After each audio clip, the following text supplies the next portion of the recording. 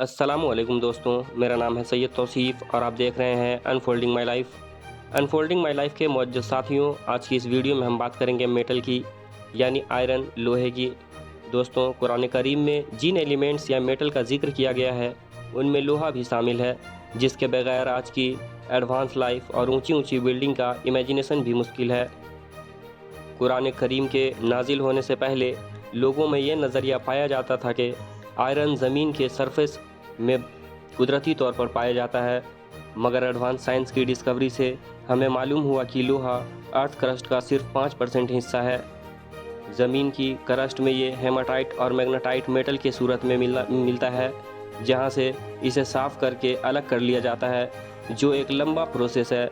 ज़मीन की सतह और अंदरूनी हिस्से में मौजूद ये लोहा कुदरती तौर पर वजूद में नहीं आता, बल्कि आसमान से मेटेरॉइड्स के ज़मीन से टकराने की वजह से ज़मीन की सतह तक पहुंचा, जिनके अंदर बहुत ज़्यादा लोहा था।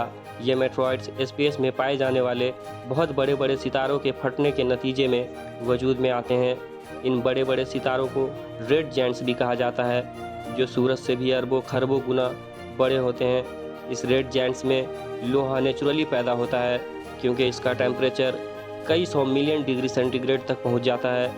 ये रेड जायंट्स सितारे जब अपनी उम्र पूरी कर लेते हैं तो एक तरफ इनका टेम्परेचर बहुत ज़्यादा बढ़ जाता है, वहीं दूसरी तरफ जब इनमें लोहा पैदा हो जाए तो वो एक बहुत बड़े धमाके की सूरत में फटकर स्पेस मेटेरॉइड्स की सूरत में बिखर जाते हैं, जिनके अंदर लोहा भी मौजूद होता है।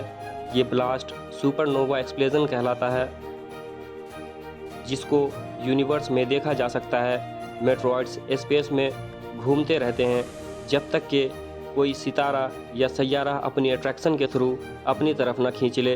बिल्कुल ऐसा ही ज़मीन की बनावट के दौरान हुआ, जो डिफरेंट मेटेरॉइड्स ज़मीन की सरफेस से टकराए, जो बर्फ़, लोहा और दूसरे मेटल पर बेस्ड थे।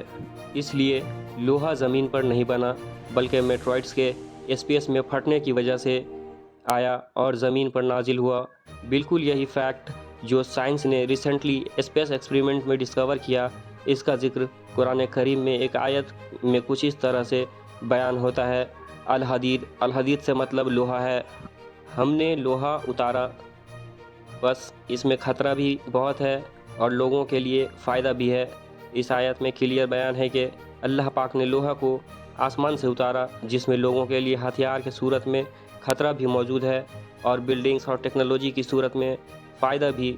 इस आयत मुबारका में उतारने का इस्तेमाल ख़ास तौर से सिर्फ लोहे के लिए हुआ है, जबकि इसके अलावा किसी मेटल के बारे में ये नहीं कहा गया।